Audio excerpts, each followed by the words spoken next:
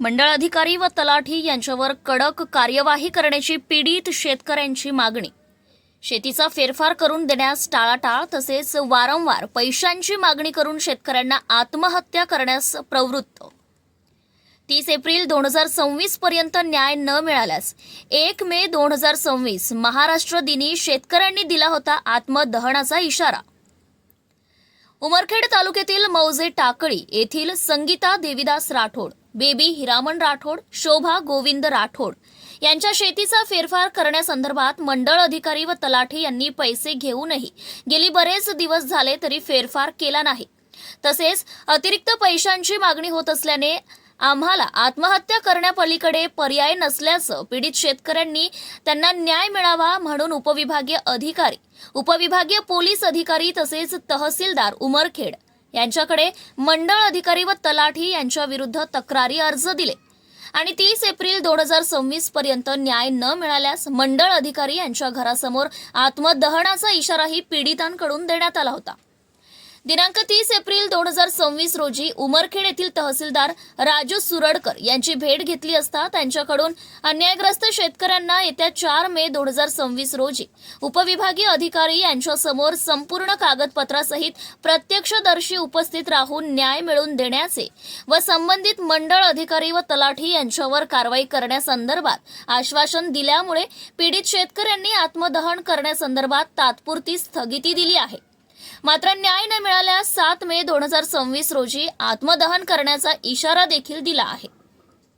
उमरखेड यांच्या दालनासमोर या ठिकाणी इथं काही महिला मंडळ आलेले आहेत, इथं ग्रामीण भागातून आलेले आहेत. त्यांना कुठेतरी मानसिक त्रास इथं झालेला आहे. त्या मानसिक त्रासापायी आम्ही थोडंसं विचारणा केली असं आम्हाला कळालं की कुठेतरी एका तलाट्यानं, मंडलाधिकाऱ्यानं आणि तहसीलदारनं यांच्यावर अन्याय केला. नेमका कोणता अन्याय काय आहे याचा वाचा फोडण्यासाठी या ठिकाणी आलेलो आहोत. थोडंसं आपण त्याच्याकडून काही प्रतिक्रिया जाणून घेऊन नेमकं काय झालं, काय प्रकार आहे या प्रकारच्या संदर्भात उमरखेड तहसीलला आणि उमरखेडच्या SD ऑफिससमोर यांना काय एवढ्या रखरखत्या उन्हामध्ये यायचं काम पडलं. आज सध्या पाहिलं 46 ते 47 डिग्री सेल्सिअस तापमान चालू आहे उमरखेडमध्ये. इथं एक माणूससुद्धा घराच्या बाहेर निघताना तीनदा विचार करायला. नेमकं या 3 महिला आणि एक मुलगी आणि त्यांच्यासोबत एक हा मुलगा या एवढ्या तत्वरता उन्हामध्ये येऊन यांना असं काय अन्याय झाला ते अन्याय ऐकून घेण्यासाठी ऐकण्यात आलं. नमस्कार, आम्हाला सांगता येईल का नेमकं काय झालं हा प्रकार? नमस्कार सर, मी स्नेहा राठोड.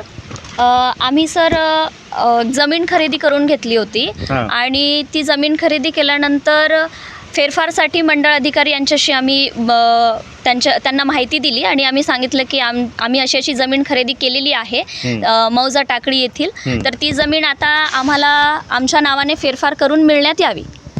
तर त्याच्यानंतर ह्यांच्याकडून त्यांनी म्हणजे ह्यांच्या नावाने ती खरेदी केलेली आहे जमीन. तर यांच्याकडून मंडळ अधिकारी आणि तलाठी, मंडळ अधिकारी यांचं नाव आहे सुभाष आढाव आणि तलवारे मॅडम यांनी यांच्याकडून पैशाची मागणी केली. किती पैशाची मागणी केली? लाख रुपये मागितले सर. 1 लाख रुपये मागितले? हां सर. आणि त्याच्यानंतर यांनी मोलमजुरी करून 15,000 रुपये देण्याचा प्रयत्न सुद्धा केला, दिले त्यांना 15,000 रुपये. आणि त्याच्यानंतर तरीसुद्धा त्यांनी कुठलीच त्याच्यावर कार्यवाही केली नाही किंवा त्याच्यावर फेरफार करून घेतला नाही. आणि डिसेंबरमध्ये मागच्या वर्षी डिसेंबर 2025मध्ये हे खरेदी करून घेतली आणि आता सर एप्रिल महिना चालू आहे, अद्यापसुद्धा फेरफार झालेला नाही. त्याच्यावर आम्ही वारंवार चौकशी केली. मंडळ अधिकारी हे आमच्या गावाला सुद्धा आले होते एक वेळेस, तर निवडणुकीच्या कामासंदर्भात आले होते. त्यावेळेस त्यांच्याशी बोलणं झालं आमचं. आम्ही विचारपूस केली तर असं आढळून आलं की ते मद्यधुंद अवस्थेत आहेत आणि ऑन ड्युटी त्यांनी दारू नशा केलेली होती. आणि त्यांना विचारपूस केली असताना त्यांनी सांगितलं की माझ्याकडून जे काही मला करायचं होतं ते मी केलं, माझ्याकडे तुमचे कागदपत्रच आले नाही, अशी उडवाउडवीची उत्तरे दिली. आणि त्यांनी सांगितलं की तुम्हाला आता कोर्टाच्या चक्रा घालायच्या आहेत, तुम्ही घालत बसा, माझा याच्यात काही हात नाही, असं त्यांनी आम्हाला सांगितलं. आणि सरळ एक प्रकारे त्यांनी आम्हाला धमकी दिली की तुमच्याने काय होते ते तुम्ही करून घ्या, माझी कुठे तक्रार करायची ते सुद्धा तुम्ही करू शकता म्हणे, आणि तुम्हाला किती कोर्टाच्या चक्रा करायच्या तुम्ही करत बसा म्हणे. आता अशा अवस्थेत आम्ही आता तेव्हापासून एक 2-4 महिन्यापासून आम्ही फक्त फिरतच आहोत. हे आपण पाहिलं या ताईची जी एक शोकांकित जिनं आपल्या पुढे भावना आपल्या व्यक्त केल्या. हे आता जे ताईने सांगितलं हे या गोष्टी तुम्हाला सहमती आहेत का ताईच्या? आहे, सहमती आहे सर. तुम्ही कोण या ताईच्या? आई आहे? आहे सर. या तुमच्यासोबत दोघी आहेत या कोण आहेत? बहीण आहे तुमच्या सर. बहिणी आहेत बहिणी म्हणजे आहे. अर्जाचा तुम्ही तिघी बहिणी आहेत या? हो, तिघी तुमच्या बहिणी. तिघी बहिणीवर अन्याय केला या लोकांनी केलं सर. 100%? 100% केलेलं आहे तुम्हाला सर. माहित आहे तुम्ही 15,000 रुपये दिलेत या गोष्टीला हो मान्य आहे तुम्हाला? आहे सर. तुमच्या घरी येऊन पैसे दिले का त्याच्या ऑफिसला पैसे दिलेत? तलाट्याच्या ऑफिसला पैसे दिले का घरी येऊन पैसे दिले? त्याच्या घरी नेऊन त्याच्या दिले घरी येऊन सर. पैसे दिले. हो सर. आपण पाहिले या ठिकाणी या ताईने सुद्धा यांचं कुठेतरी जमिनीचा फेरफटका जे काय फेरफार आहे ते पूर्णतः व्हावा यासाठी त्यांनी 1 लाख रुपयाची मागणी केली असताना मागणीच्या संदर्भात 15,000 रुपये देऊ केले. 15,000 देऊ केले सुद्धा या माणसाची भूक काय आवरणा. आढा नावाचा जो कोणी मंडलाधिकारी या महाशयाला शासनमान्य दरबार कुठेतरी एक मोठी शहानिशा अशी त्याची चौकशी होऊन त्याच्या आतापर्यंत केलेल्या कामाची उच्चस्तरीय चौकशी होऊन त्याच्यावर दंडात्मक कारवाई करण्यात यावी अशी आमची कलेक्टर माननीय यवतमाळ यांना विनंती करतो. आणि सोबतच या लोकांच्या वतीने यांनी जे आम्हाला सांगितलं की आमचा आवाज उठवा सर्वसामान्यांच्या. आमच्या महिला आहेत, आम्हाला कोणाचा पुरुषाचा आधार नाही घरी. आज नाही तर आमच्या घरी 3-3 महिला असून 3-3 महिलाला उपोषण आम्हाला उपजीविका भागवताना आम्हाला अडचणी यायला दैनंदिन. तर या महाशयाला तरी आम्ही पोटाला चिमटा देऊन आम्ही 15,000 रुपये कसे तरी इकून तिकून काहीतरी यांच्याजवळची वस्तू गहाण ठेवून त्याची पूर्तता केली म्हणजे 15,000ची. का तर काम लवकर राहो. आणखीन या महाशयाची भूक वाढली ते म्हणजे लाख रुपये द्या नाही तर तुमचं काम होणार नाही. हे कुठपत चालायचं. त्याच्यासोबत जी तलवारे नावाची जी काही हे काय त्यांचं नाव तलाठी हा तलाठी पल्लवी तलवार. पल्लवी तलवारी म्हणून एक तलाठी आहे. त्यांनी सुद्धा या महिलाला धमकी दिली की जोपर्यंत तुम्ही आमच्या साहेबाची मागणी पूर्ण पैसे करत नाही पैशाची हे जमा करत नाही तोपर्यंत आम्ही कुठल्याही प्रकारचं तुम्हाला मदत करणार नाही. आणि तुमच्याच्यानं काय होते ते करून द्या. जसं मंडलाधिकाऱ्याने धमकी दिली तसं या बाईने सुद्धा दिली. या दोघांची उच्चस्तरीय चौकशी यांच्यासोबत तहसीलदारची सुद्धा व्हायला पाहिजे उमरखेडच्या. का तर यांनी असे माणसं जर पोचून ठेवले तर काय सर्वसामान्य लोकांना न्याय देणार आहेत. याच्यात जर तहसीलदार साहेब दोषी असेल तर यांच्यावर सुद्धा कारवाई व्हावी. आणि याची दखल घेण्यासाठी उपजिल्हाधिकारी कार्यालय या ठिकाणी यांनी आलेले आहेत. आणि निश्चितच आपण आता जाणून घेऊ त्यांच्याकडून तुम्हाला काय वाटते हे लोक तुम्हाला आता मुकाट्यानं बसू देतील का? नाही देणार. तर 1 महिना झाला जवळपास. आम्ही 9 एप्रिल रोजी आम्ही विनंती अर्ज केला होता की मंडळ अधिकाऱ्यांनी आमच्यासोबत असं केलंय बा म्हणून. आम्ही SDM साहेबांना तहसीलदार याच्या अगोदर साहेबांना याला अर्ज दिलेले आहेत. मंडल अधिकाऱ्यांना दिले तहसीलदार साहेबांना दिले SP साहेबांना सुद्धा दिलेला आहे.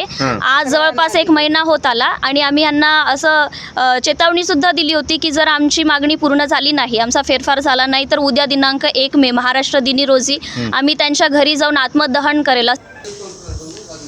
आपण उमरखेडच्या तहसीलदार साहेबांच्या दालनामध्ये आलेलो आहोत. तहसीलदार साहेबांना आता जो प्रकार झाला होता बाहेरगावून जे आले होते 3 राठोड ताई त्यांनी आत्मदहनाचा जो इशारा दिला होता यांच्या संबंधित शेतीच्या संदर्भातल्या जे आता मंडलाधिकारी आणि जे तलाठी मॅडम होत्या यांच्याबद्दल यांनी जो रोष आपला व्यक्त केला होता त्यांचे निवेदन घेऊन आज इथं आलेत. त्यांनी आज आत्मदहन साहेबांसमोर मांडलं. साहेबांनी त्यांना दिलासा देऊन त्यांचं आत्मदहन थांबवलं. आज त्यांना सांगितलं की मी स्वतः याच्या जातीनं लक्ष घालल आणि थोडंसं तुम्हाला कुठल्याही प्रकारचं म्हणजे तुमच्यावर न्याय हक्क कोणी बाधा हे करणार नाही. तुम्हाला त्याच्यातून आम्ही जे काही आम्हाला कायद्यानुसार संरक्षण देता ते देण्याचा प्रयत्न करू. आज सगळ्यासमोर जाहीर करून सरांनी एक थोडंसं त्यांना दिलासा दिला आणि आत्मदहनाच्या याच्यावर प्रवृत्त केलं त्यांनी. त्याच्याबद्दल सरांकडून थोडंसं जाणून घेऊयात. सर आतापर्यंत हे जे लोक तुमच्याकडे आले याच्याबद्दल काय सांगाल सर आम्हाला यांनी जे निवेदन दिले या संदर्भात?